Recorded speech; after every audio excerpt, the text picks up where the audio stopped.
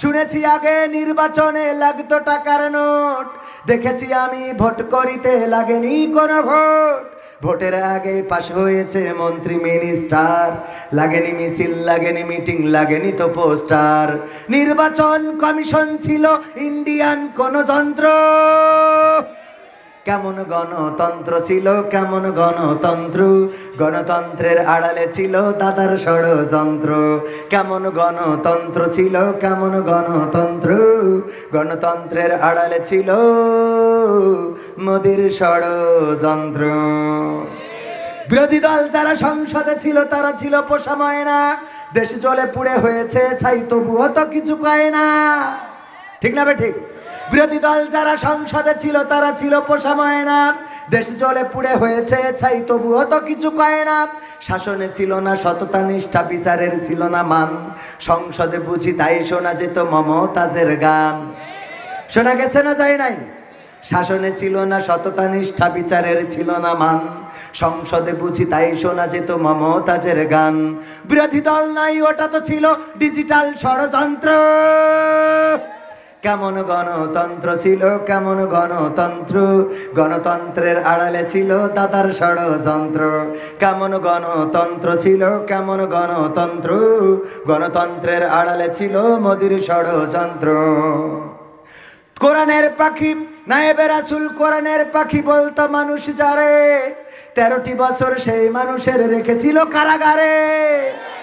নায়েবে রাসূল কোরআনের পাখি বলতো মানুষ যারে, 13টি বছর সেই মানুষের রেখেছিল কারাগারে। কোরআনের কথা বলতে গেলেই করতো গ্রেফতার, ইসলামী বই কোরআন হাদিস করতো যে উদ্ধার। ঠিক না বে ঠিক? আমাদের ধৈর্য এর বাইরে আর কিছু পেয়েছে? কথা কয় না। বরং মাঝে মাঝে বলা হয়তো, যদি আমার চেয়ারম্যান সাহেব জিজ্ঞেস করতো কোন মামলায় অ্যারেস্ট করেছেন, কয় মামলা কোনটা লাগবে চলেন থানায় যেয়ে আপনি চয়েস করে দিয়ে। থানায় যেয়ে কি করবেন? ওখানে আছে না নাই? কথা কয় না। 3 দেশের পুলিশ, আমেরিকার, রাশিয়ার আর বাংলাদেশের 3 দেশের পুলিশের দক্ষতা নিয়ে একটা প্রতিযোগিতা।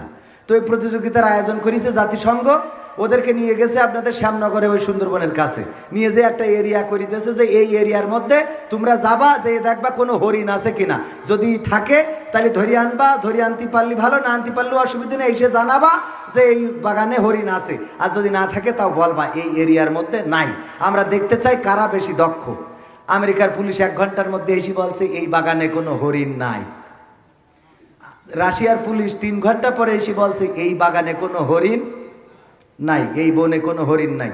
বাংলাদেশের পুলিশ এইছে 3 দিন পরে,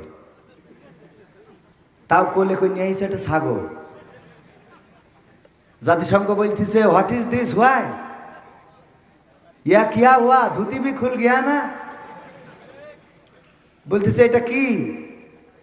বলতেছে যে স্যার এই যে বনে পাঠাইছেন এই বনে তো কোনো ছাগলই নাই। কই ছাগল নাই? এটা তো আমেরিকায় 1 ঘন্টায় টের পেয়েছে, রাশিয়া 3 ঘন্টায়। হরিণ নেই। তোকে 3 দিন লাগলো কেন? বলছে 3 দিন লেগেছে কি আর সাদে? হরিণ যখন নেই ব্যবস্থা তো একটা করতে হবে। সারা বনে ঘুরিয়ে ছাগল কি পাওয়া যায়? বাঘে সব তাড়াই ধরে খেয়েছে। এই একটা ম্যানেজ করে নিয়ে আইসি, এর নিয়ে রিমান্ডে দেন, ও নিজে নিজেই বলবে আমি হরিণ। বোঝেন নেই? বলছে হরিণ যেহেতু নেই ম্যানেজ তো করতে হবে। তো বলছে মরা মানুষের নামেও মামলা। মামলা কেন? থানার ওসিকে বলিছে যে কটা জামাতের ক্যাডার, বিএনপির লিডার, এই কটার নামে মামলা দাও।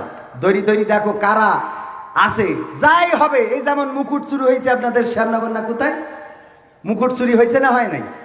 নিজেরা চুরি করায় বিদেশিদের দেখাইতে চায় যে এই দেশে ভারতের মোদী সরকারের দেওয়া কালী মন্দিরে কালী মা কালীর মাথা থেকে মুকুট চুরি হয়ে যায়। এইটা বিশ্ব মিডিয়াকে দেখাতে চায় যে এই দেশে হিন্দুদের নিরাপত্তা নাই। আর যে কটা ধরা হয়, ধরলি দেখা হয় সব কটা একটাও আগা কাটা নেই। কথা কয় না? মূর্তি যারা ভাঙতে যায়, যেই অ্যারেস্ট হয় দেখা যায় যে ও ঠিকই আছে, আগা কাটা না এরা। তো ভাইয়েরা আমার, এই যে অবস্থা, তো ওদেরকে বানাই ফেলেছে। বলছে যেহেতু নাই ব্যবস্থা তো একটা করতে হবে। আমরা এই যে ধরে নিয়ে আসলাম। তো যে কথা বলছিলাম যে মামলা কেন মরা মানুষের নামে হয়, ওসি যখন বললো যে কটা খুব লিডার, ও চিন্তা করে এ সারা জীবন তো মামলা দেওয়াই লাগবে, এত খুঁজে খুঁজে পারে কিনা। 2014 সালে যাদের নামে মামলা ছিল ওই লিস্টটা ধরে নিয়ে আবার মামলা করতে। ও যায় কনে ধরেন সাতক্ষীরাতে পাঠাইতেছে, যাও ওই শীতে সাতক্ষীরা ওই যে সঙ্গীতা মোড়ে বসে সিগারেট টেনে কয় যে শ্যামনগরতে খুঁজে আইছি, সব পাইছি।